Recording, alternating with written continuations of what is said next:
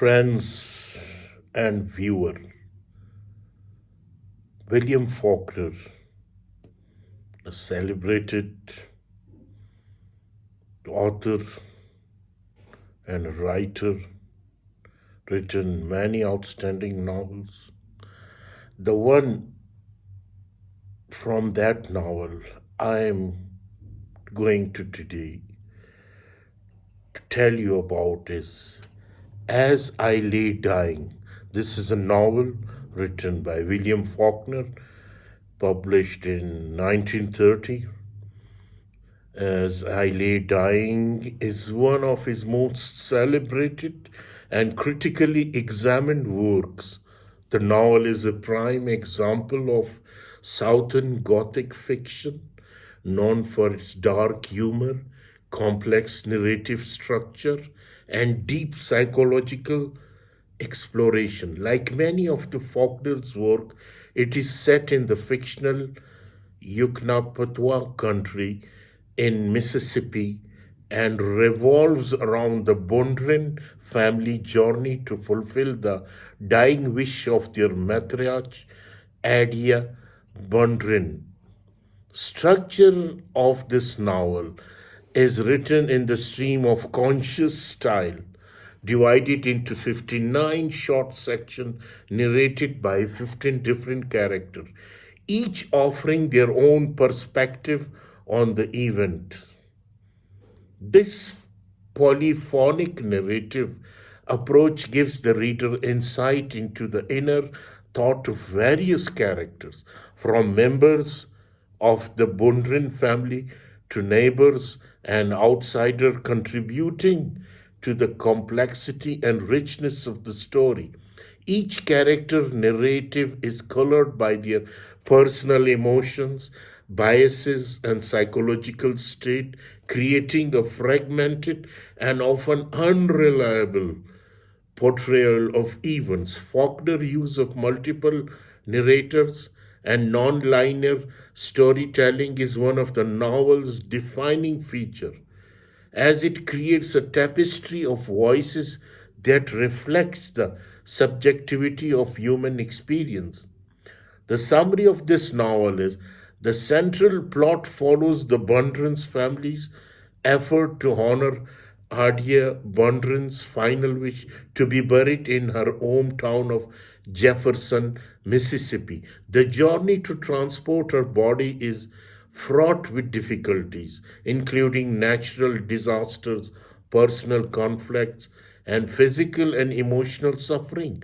Addie's husband, Ansi Bundren, is a stubborn and inept man who insists on his family. He is primarily motivated by his desire to get new teeth, a fact revealed later in the novel.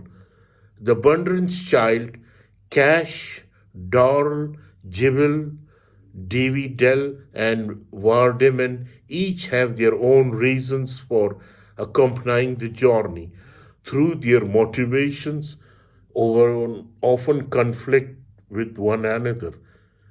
First of all, let us discuss the Cash.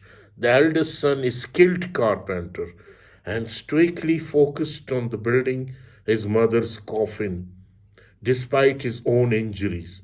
Second one is Darl, a central figure in the novel. He is highly introspective and sensitive, and his narrative sections are the most complex and philosophical. As the novel progresses, Dahl's mental state deteriorates and he becomes increasingly unhinged. Third one is Jewel. Addie's illegitimate son is deeply attached to his mother and but emotionally distant from the rest of the family. His relationship with Addie is marked by a fierce and private love. The fourth one is a dually Dell. The only daughter has her own secret. She is pregnant and desperately seeking an abortion, which becomes her primary motivation for winning, wanting to reach Jefferson. Where Deman, the youngest child, struggles to comprehend his mother's Death famously expressing his confusion with the line, "My mother is a fish," showing his inability to separate death from life in his childlike mind.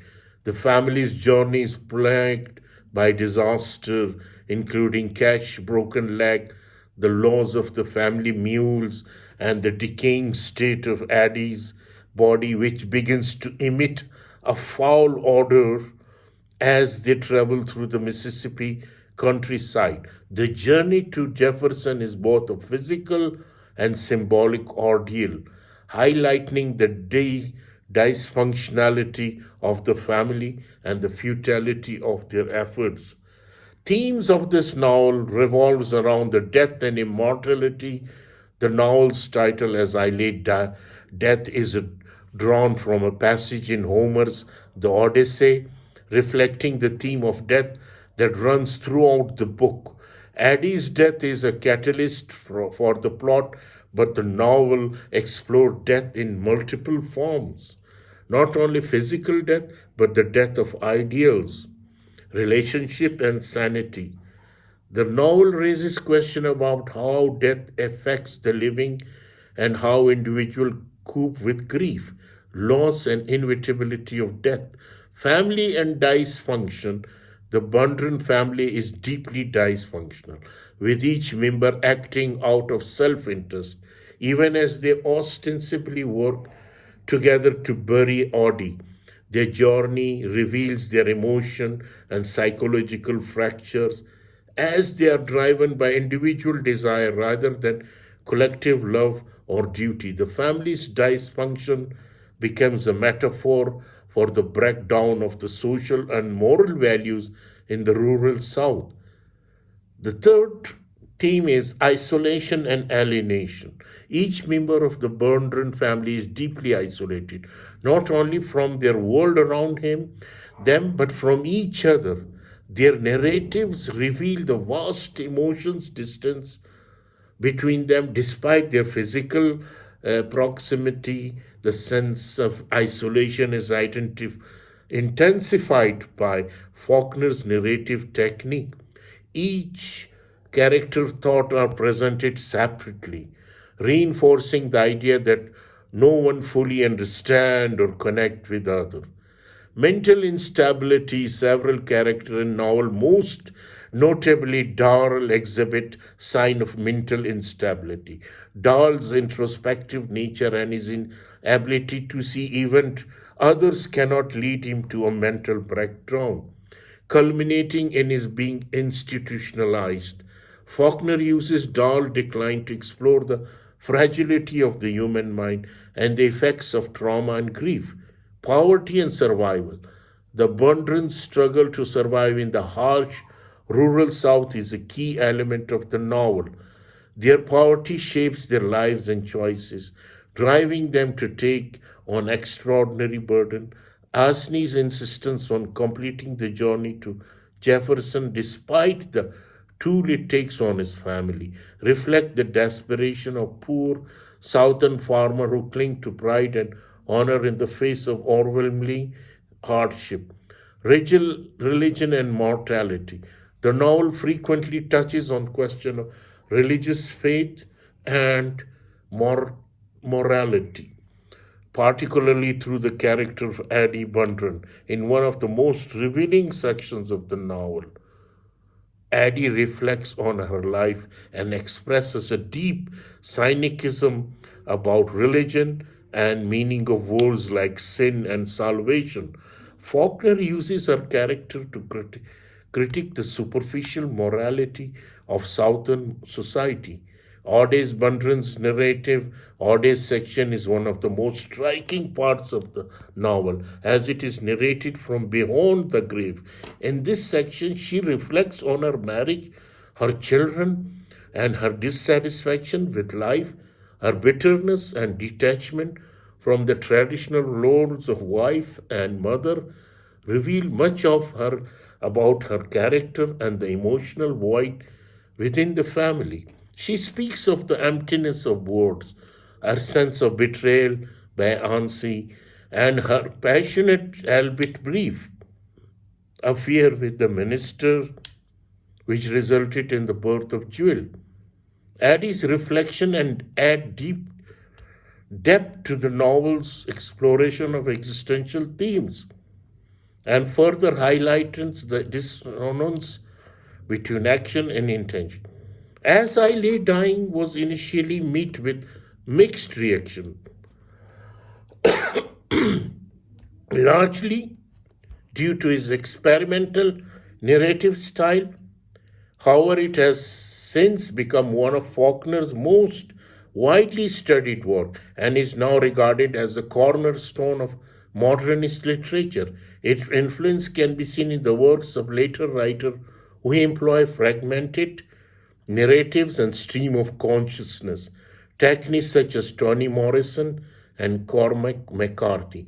The novel's dark humor and exploration of absurdities of human existence have contributed to its reputation as a masterful work of Southern Gothic fiction.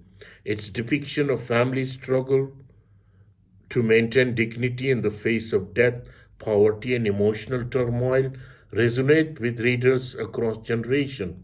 As I Lay Dying is a profound meditation on death, family, and complexities of human existence.